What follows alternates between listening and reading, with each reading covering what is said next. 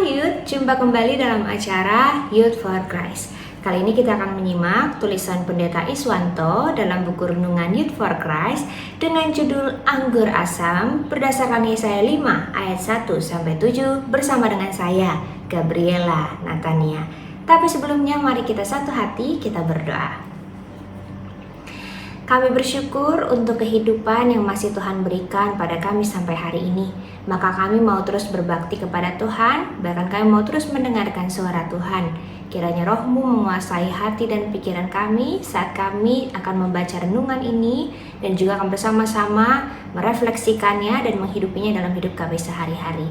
Bersabdalah ya Tuhan, karena kami siap mendengarkan-Mu. Amin.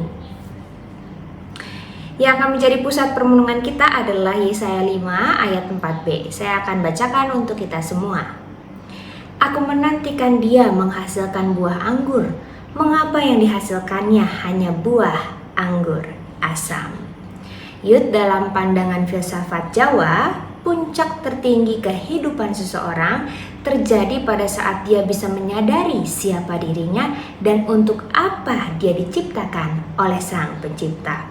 Kesadaran akan identitas diri akan membuat seseorang selalu merefleksikan hal-hal yang dilakukan, mengapa ia melakukannya, dan apa yang menjadi tujuan hidupnya.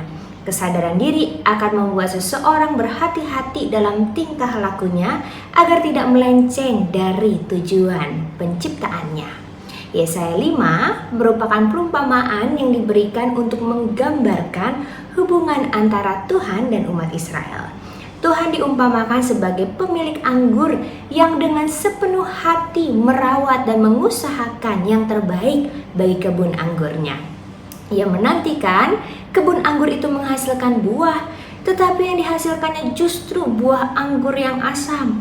Karena kecewa, sang pemilik kebun anggur menebang kebun anggur itu dan menelantarkannya. Umat Israel digambarkan sebagai kebun anggur yang berbuah asam. Mereka tidak menyadari pemeliharaan dan penantian Allah atas mereka yang seharusnya menghasilkan buah anggur yang manis. Youth, kita pun adalah pohon-pohon anggur di kebun Tuhan. Allah memelihara kebun anggurnya dan menantikan untuk menghasilkan buah yang manis. Buah seperti apa yang telah kita hasilkan bagi pencipta dan pemilik kita? Anggur asam atau anggur maniskah yang kita hasilkan? Apa yang kita lakukan sebisa mungkin seturut dengan harapan sang pemilik kebun anggur? Kesadaran akan pemeliharaan dan penantian Allah dalam kehidupan kita akan membuat kita berhati-hati dalam mengambil keputusan yang penting. Mari kita berdoa. Tuhan, terima kasih Engkau mengingatkan kami bahwa Engkau selalu mengharapkan kami untuk menjadi buah anggur yang manis. Ampuni ketika kami selama ini justru menghasilkan buah anggur yang asam yang tidak berkenan di hadapan Tuhan. Maka tolonglah kami untuk selalu mengingat identitas kami sebagai anak-anak Allah, sehingga hidup kami pun selalu mencerminkan Allah dan menyatakan karya dan kemuliaan Allah di tengah dunia ini. Di dalam Kristus kami berdoa dan memohon. Amin. Demikianlah renungan kita hari ini. Jangan lupa subscribe, like, dan bagikan kepada yang lain ya. Tuhan memberkati.